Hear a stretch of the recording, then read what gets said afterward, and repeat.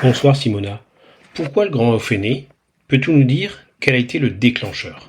Salut Hubert, merci. Merci à toi. Les grandes offres au Off élargi, au fait de la BD, franchement, le nom, ça m'intéresse zéro. Je ne suis pas en train de faire une opération de label, ni une petite banderole. Appelez ça comme vous voulez. Ce qui compte, c'est une seule chose, remplir le vide et tenir l'écosystème debout. Parce que si on se bloque sur les étiquettes, sur les intitulés, on perd du temps, on perd de l'énergie. Et moi, je préfère rester sur le concret, sur ce qui est vérifiable. Voilà. Le déclencheur, c'est d'avoir vu deux choses en même temps.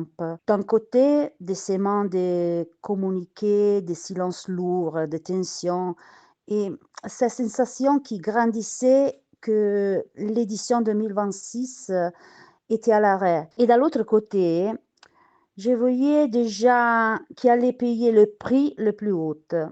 Pas surtout, pas les gens tout en haut, mais les plus fragiles. Et les autrices précaires qui comptaient sur cette visibilité, le petit éditeur, les libraires et aussi toute la ville, hôtels, restaurants, techniciennes, des gens qui travaillent un an pour ces 4 jours. À ce moment-là, la question n'était plus qui a raison ou qui est contre qui. La question c'était qu'est-ce qu'on fait maintenant concrètement pour se laisser personne dans le vide? Et là, il s'est passé quelque chose d'important, une dynamique qui n'appartient pas à moi. Moi, j'écris, j'ai parlé, j'ai fait le pont, oui, mais surtout, j'ai vu que plein de gens avaient le même réflexe, des libraires, des auteurs, autrices locaux, des associations, des commerçants, des éditeurs indépendants, et puis même des noms qui, quelques jours avant, semblaient impensables. Et moi, je me suis retrouvée presque par hasard à faire un nœud, un point de passage, un standard téléphonique humaine. Mais le point essentiel, c'est ça. Ce n'est pas le projet d'une personne, c'est une réponse collective. Donc oui, appelez ça comme vous voulez, l'idée est simple. La culture ne se met pas en pause et le pont entre celles et ceux qui créent les histoires et celles et ceux qui le lisent ne doit pas tomber. Voilà. Est-ce que cela veut dire que le grand off va remplacer le Festival international de la BD d'Angoulême? Ah non, non. Et je tiens à le dire très clairement. Ce n'est pas né pour remplacer le FIBD. Le mot remplacer, ça sent comme une conquête, comme une guerre de territoire, et ce n'est pas ça. Et pareil, si on se bloque sur les étiquettes, sur les intitulés, on perd du temps, on perd de l'énergie.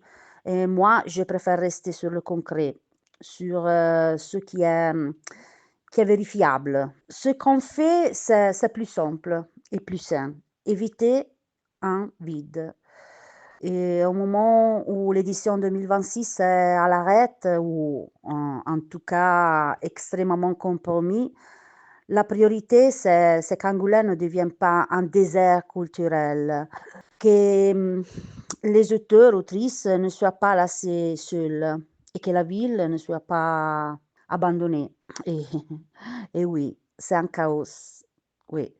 Mais je te dis un truc très sincèrement, le chaos ne me fait pas peur. Le chaos, c'est le chaos primordial. C'est de là que naissent les choses.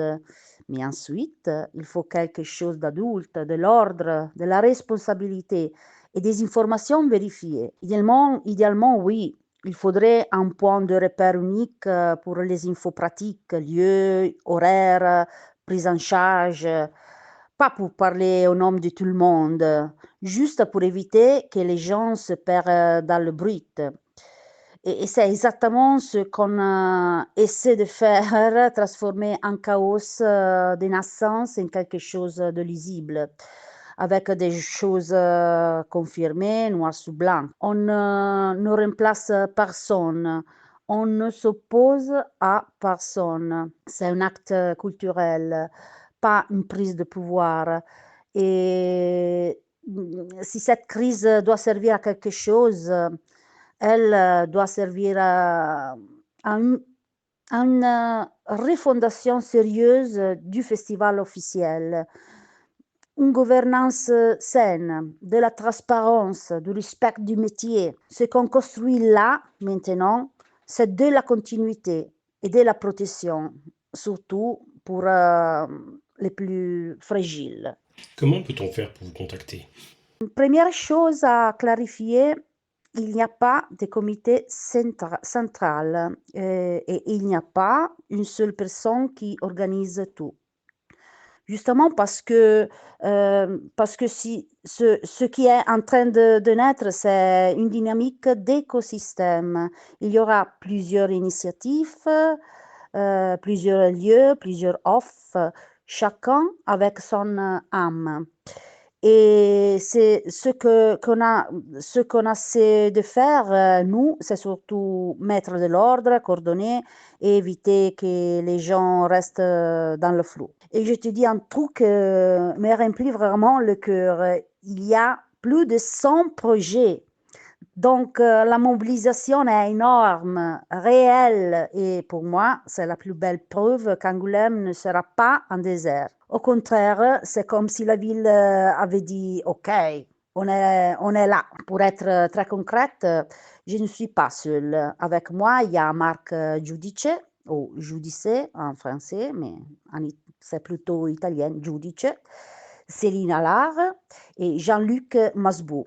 On fonctionne comme une petite équipe de coordination et en ce moment, on fait surtout trois choses. Un, centraliser les demandes. Deux, croiser les disponibilités des lieux de programmation. Et trois, et c'est crucial, ne rien publier tant que ce n'est pas confirmé noir sur blanc. Parce que les effets d'annonce, au final, ce sont toujours les auteurs et les autrices qui les payent. Et moi, je ne veux pas ça. Et puis, à l'intérieur de ce mouvement collectif, il y a des choses qui naissent et, excusez-moi, mais moi, je suis, je suis au fond. Par exemple, avec Marc et Jean-Luc, on a organisé un concert dessiné hommage à Iron Maiden au méga CGR d'Angoulême le samedi 31 janvier à 19 heures. Et j'adore ça. C'est parti d'une idée de Marc Giudice et franchement l'histoire derrière est longue, il la racontera mieux que moi. Mais moi je n'ai qu'une envie, y être et oui, j'y serai aussi. Et je sais ce que tu dis, une scénariste d'un concert dessiné, mais comment? Hein? Ben justement, parce que les mots comptent énormément. La BD, c'est un art complet. Texte, rythme, musique intérieure. Et les scénaristes ne sont pas un accessoire. Je vous le montrerai. Et ce n'est pas fini. Toujours Marc et Jean-Luc Masbou préparent un expo incroyable à la Galerie du Champ de Mars autour des comics d'Iron Maiden. Une expo unique avec plus de 260 mètres carrés du 28 janvier jusqu'à à peu près la mi-février. Donc, on ne parle pas d'un petit truc pour faire joli, on parle de projets ambitieux, sérieux, d'un niveau international. Et puis, côté ultra concret et ultra important pour les auteurs-autrices, avec Pascal Dulandel et son fils Alexis de Cosmopolite, la librairie Cosmopolite, et avec Céline Allard de la CCI, on gère l'accueil et l'organisation de plus d'une centaine d'auteurs, autrices qui viendront dédicacer dans différents points de la ville et aussi à l'intérieur de la CCI. Et attention, ce n'est pas seulement la CCI, il y a aussi beaucoup de libraires infatigables qui font la même chose, des collectifs très forts avec des idées magnifiques et une quantité d'énergie qui te rappelle à quel point cette communauté est vivante, vraiment. Et donc, oui, je leur ai dit calmement, il n'y a pas de chef, il y a une communauté qui bouge.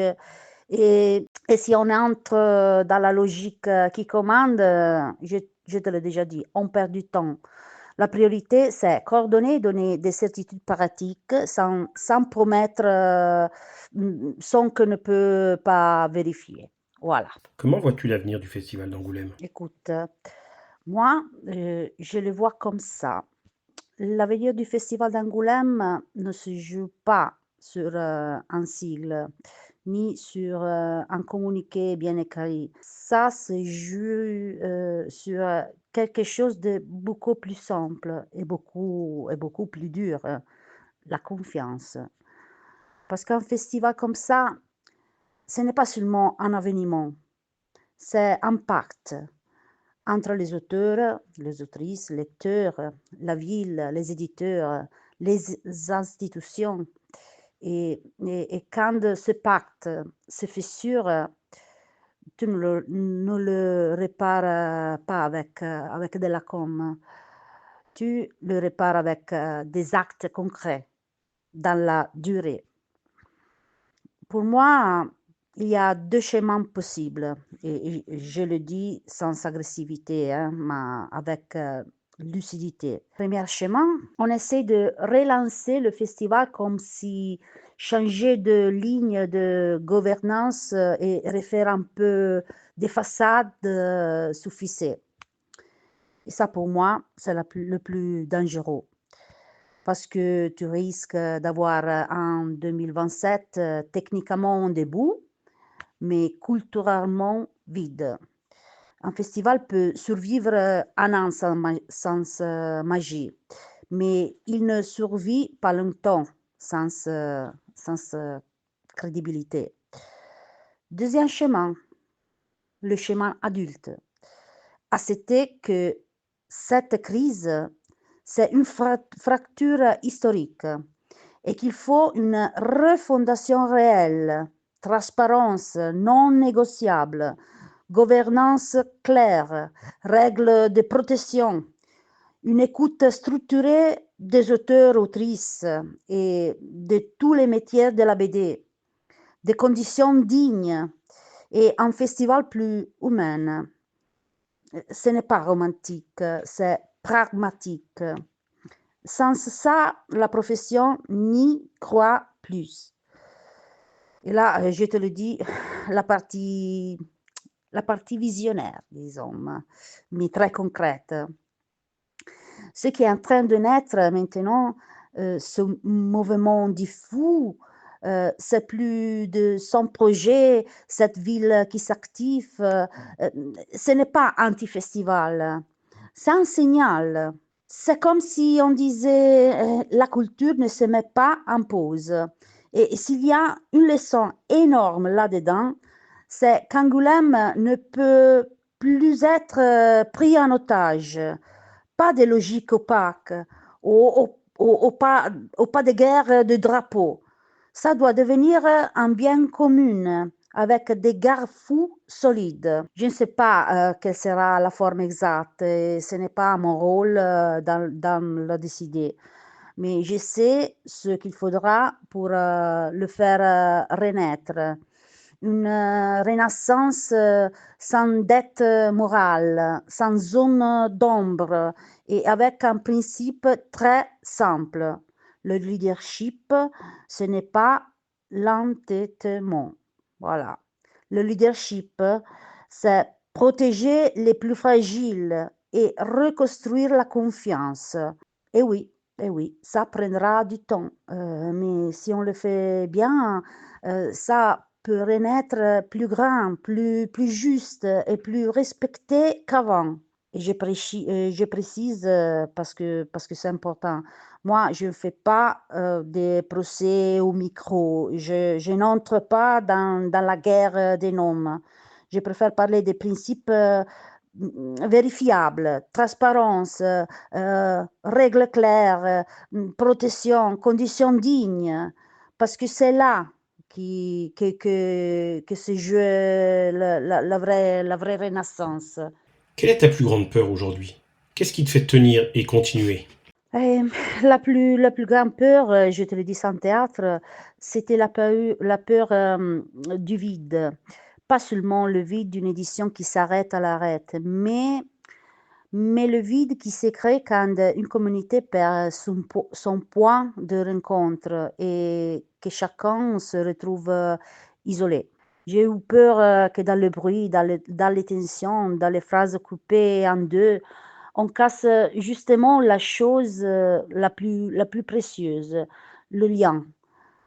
Le lien entre les auteurs, les lecteurs et le fait que la profession ne se déchire pas, qu'on reste une communauté.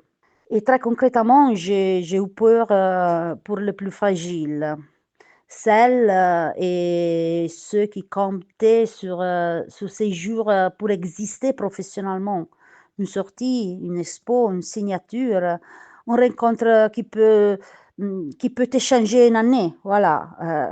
Parce qu'il faut le dire, hein, dans ce métier, tu n'as pas de parachute, hein. Si tu sautes une année, parfois, tu sautes beaucoup plus qu'une année. Puis il y a eu une peur plus personnelle, mais très simple, hein, que tout ça devienne une guerre de posture, une logique pure contre traître, où on finit par détruire plus qu'on se répare. Ça me terrifie parce que c'est l'opposé de la BD. Nous, on vit de collaboration, pas d'excommunication. Et ce qui m'a fait tenir deux choses. La première, la première, c'est le réel, les messages. Pas des bravos, courage, pas des applaudissements, des solutions, pas ça. Des gens qui écrivent. J'ai un lieu, j'ai un contact, je peux héberger, je peux aider, je peux faire une table, une navette, une expo. Un moment, oui, je me suis sentie un standard téléphonique humain. Mais j'ai aussi vu une communauté qui disait, t'inquiète pas, tu n'es pas seul. Et ça te remet debout, hein. La deuxième chose, c'est une conviction nette. La culture ne s'interrompt pas. Ce n'est pas un dossier administratif que tu mets en pause. Et quand je dis la culture ne s'interrompt pas, je ne le dis pas pour faire joli. Je le dis parce qu'une société sans culture devient une société désarmée. Et attention, je ne parle pas de la culture snob universitaire. Je parle d'utile, de la capacité de lire le monde, de repérer quand on te vend une histoire fausse. Parce que vivre dans l'ignorance, ce n'est pas juste ne pas savoir, c'est vivre sans anticorps. Et quand tu n'as pas d'anticorps, on te pilote facilement. Pas la peur, pas le slogan, pas la colère du jour. Concrètement, si tu n'as pas d'éducation aux médias, tu prends pour vrai ce qui te tombe dessus. Aujourd'hui, entre algorithmes, images montées, contenu manipulé, c'est très facile. Deuxième chose, sans mémoire, tu répètes les mêmes erreurs. On te vend la nouveauté qui est parfois un vieux piège. Sans mots, tu penses moins bien. parce que parce qu'on pense avec le langage. Et si tu n'arrives plus à nommer ce que tu vis, injustice, manipulation, précarité, il ne reste qu'une boule de colère. Et cette colère, quelqu'un d'autre peut l'utiliser. Donc non, la culture n'est pas barbante. La culture, c'est aussi rire, respirer, se rencontrer. C'est une librairie pleine, une discussion, une BD qui te retourne, un concert dessiné qui te fait vibrer. Et, et c'est pour ça que je m'accroche. Si on laisse un vide culturel, ce vide ne reste pas vide.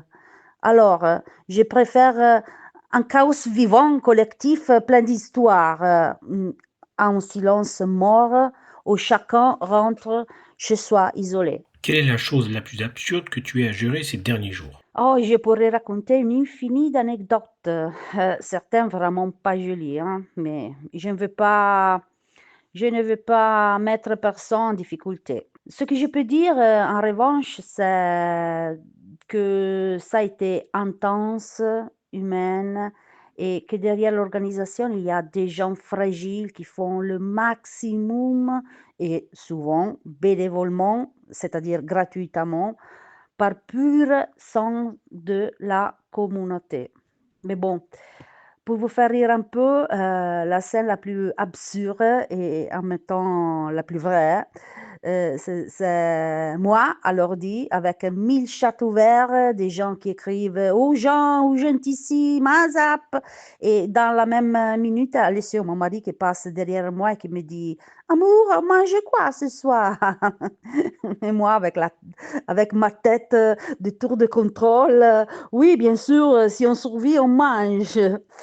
Et là, tu comprends un truc, le vrai événement, ce n'est pas Angoulême, c'est réussir à faire bouillir des pâtes, voilà. Bref, un désastre merveilleusement humain et peut-être que c'est exactement ça le point. Ce n'est pas une machine, c'est une communauté. Quelle est la ligne rouge? Qu'est-ce que vous ne voulez surtout pas reproduire de l'ancien système? Alors, la ligne rouge, pour moi, c'est une phrase simple. Plus jamais d'opacité. Plus jamais de décisions prises d'un coin. Plus jamais de communication qui remplace le réel. Plus jamais un système où celles ou ceux qui créent sont traités comme de la décoration. Et je veux ajouter un point fondamental, parce que pour moi, c'est ça la vraie culture. Sans l'auteur, il n'y a pas de BD, oui, mais sans le lecteur, il n'y a pas d'auteur. Donc, la ligne rouge, ce n'est pas seulement respecter les auteurs, autrices, c'est respecter le pacte complet. Autrice, auteur, lecteur, l'autrice, libraire, ville. Parce que si tu casses ce pacte, tout, tu perds tout. Et puisque j'aime être honnête jusqu'au bout, cette année, on a travaillé en mode urgence. On a eu très peu de temps, un gros un mois, pour remplir des vides énormes. Et forcément, ça a produit du chaos. Des réponses manquées, des auteurs en attente de savoir où aller, comment ça marche, comment être prise en charge, combien, quand. Et je le dis clairement parce que je préfère la vérité en belle façade. Et je tiens à dire un truc très important. Ce qu'on a réussi à obtenir pour les auteurs cette année n'est pas le modèle, donc je rêve pour l'avenir. C'est le maximum possible dans un contexte absurde, un courant avec 1000 variables qui changeaient toutes les heures. Plus que ça, réalistiquement, on ne pouvait pas. Et c'est exactement pour ça que j'insiste sur le noir sur blanc. Quand tu es en urgence, le seul moyen de ne pas faire de mal à quelqu'un, c'est de ne pas vendre des certitudes que tu n'as pas encore. Et maintenant, la partie un petit peu politique, en sens le plus noble, disons. Moi, je suis autrice et je le répéterai à l'infini. J'ai boycotté et je le referai mille fois.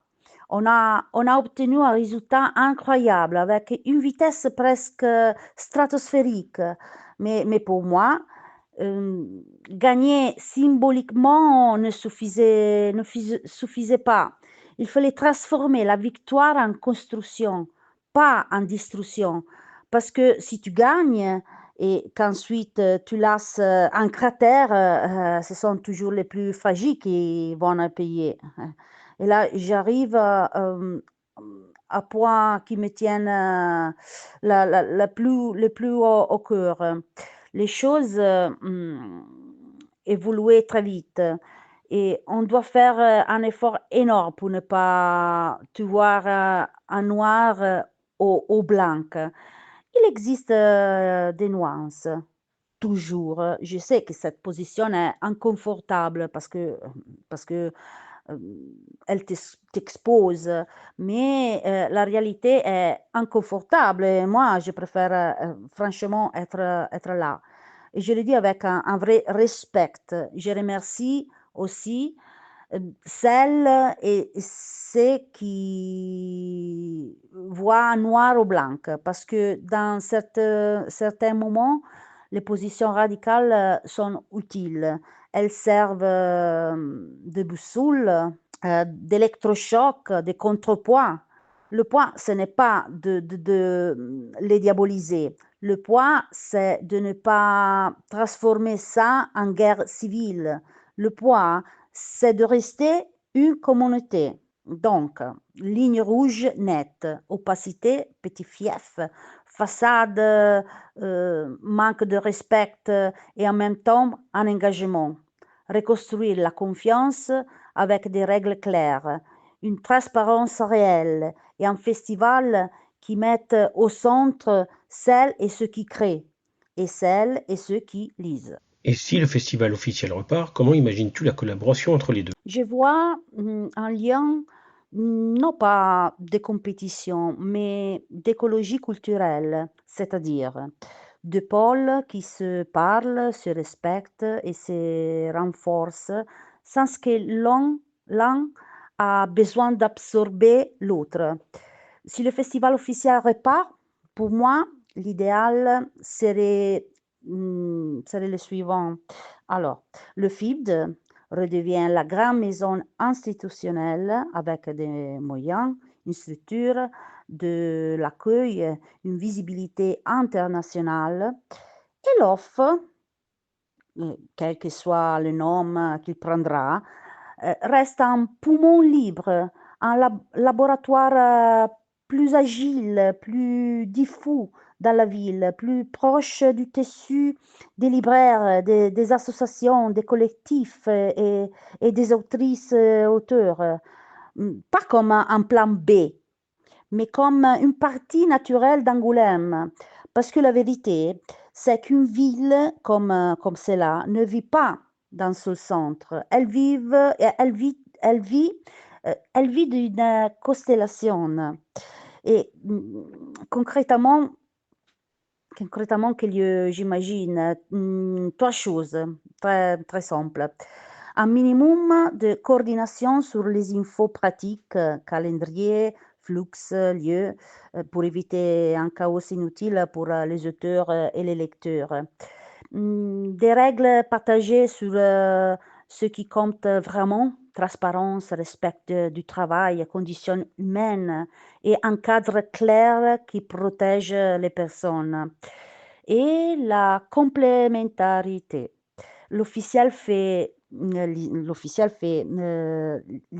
L'institution, l'offre fait la ville vivante. L'un apporte la structure, l'autre apporte l'oxygène. Et, j'ajoute quelque chose d'important. Je ne veux pas que l'offre devienne un mini-festival officiel avec les mêmes défauts. L'offre doit rester un espace d'expérimentation. On, On leur remet au centre le rapport auteur-lecteur où la culture n'est pas seulement une vitrine, mais une rencontre. Et en même temps, j'aimerais bien que le festival officiel, en repartant, sache dire OK. On a compris la leçon. Maintenant, on reconstruit la confiance pour de vrai. Bon, en résumé, je vois un pont, pas un mur, parce que sans auteur, il n'y a pas de BD, sans lecteur, il n'y a pas de, d'auteur, excusez-moi, et sans la ville, il n'y a pas Angoulême, donc voilà. Simona, comment allez-vous mesurer la réussite du Grand Off? Pour moi, la réussite ne se mesure pas seulement aux chiffres. Et franchement, dans une année comme celle-ci, ce serait même injuste de juger tout ça comme si c'était un événement normal. La réussite, on la mesure avec des signaux très concrets, très humains. Alors, premier signal, la présence réelle des auteurs. Pas seulement être là, mais pouvoir travailler dans des conditions dignes, savoir où aller, pouvoir rencontrer les lecteurs, faire des dédicaces sans être traité comme des accessoires, respirer.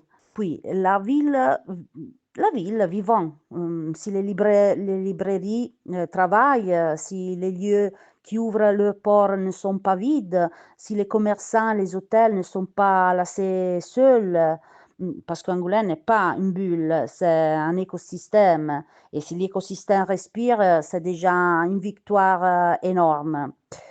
Et puis la qualité des rencontres, une table ronde, par exemple, où les gens restent, écoutent, une conférence qui crée du dialogue, un atelier rempli de jeunes, un lecteur qui te dit tu m'as débloqué quelque chose.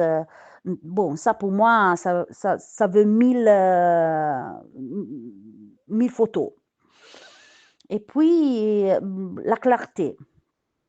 Ça a l'air technique, mais c'est fondamental. Si on arrive à donner des infos fiables, à réduire le flou, à faire en sorte que les gens ne se sentent pas perdus, ça, c'est une réussite, je pense. Parce que dans le chaos, la qualité, c'est souvent l'organisation invisible, hein. Et bon, un film, un trou symbolique mais puissant. Si à la fin des jours-là, on peut dire, oh, malgré tout, il y a pas eu de vide, la culture a continué à circuler. Bon, pour moi, c'est la mesure la plus vraie. Oui, ces auteurs sont là et respectés. Et si la ville respire, si les libraires vivent, si les lecteurs réparent euros, et si on a créé du lien, alors pour moi, c'est réussi. Et je le dis clairement, je ne promets pas des records, hein. Je promets un critère de réalité. Dans une année d'urgence, la victoire, c'est éviter le vide et protéger les personnes. Je continuerai à le dire à l'infini. C'est ça. Et pour finir, Simona, quelle image souhaites-tu que les gens remportent avec eux d'Angoulême 2026? Ce que j'aimerais bien que les gens emportent plus que tout, c'est une image de dignité, pas de grandeur. La dignité, c'est différent. C'est plus silencieux, plus vrai. Et surtout, c'est plus rare. La grandeur, c'est quand tout est parfait, parfait, tout brille, tout a l'air sous contrôle. La dignité, c'est quand ce n'est pas parfait, parfois même fatigant, chaotique, improvisé, mais mais que ça reste juste, ça reste humain, ça reste respectueux. C'est quand une communauté dit: «OK, on n'a pas toutes les ressources du monde, on n'a pas de mois de préparation, mais on ne laissera personne dans le vide». Et et cette dignité pour moi, Elle a des visages très concrets. C'est l'auteur qui arrive et qui ne se sent pas en une trou, pas de trop. C'est le lecteur qui entre dans une librairie et qui comprend qu'il ne consomme pas un produit, il rencontre une personne.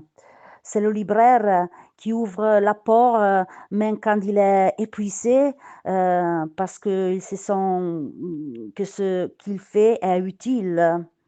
C'est le bénévole qui court avec une chaise, un câble, un panneau imprimé de travers, mais avec le visage de quelqu'un qui est en train de tenir un pont debout.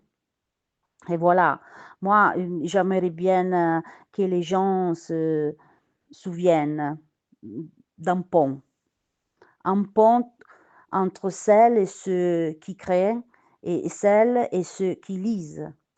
Parce que sans auteur, il y a pas de BD, je l'ai déjà dit, excusez-moi hein, si je continue à répéter, mais sans lecteur, il n'y a pas d'auteur.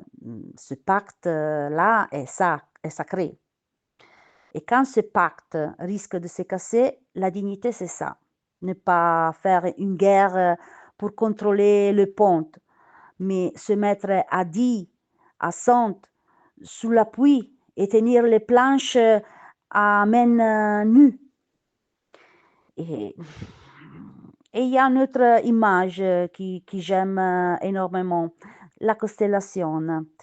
Parce que Angoulême 2026, pour moi, ne doit pas être rappelé comme un centre qui domine tout, mais comme une ville faite de lumière dispersée. Une librairie ici, une expo là, une rencontre ailleurs, une salle pleine qui écoute vraiment, un concert de ciné qui vibre, pas une seule scène, mais plein de points vivants.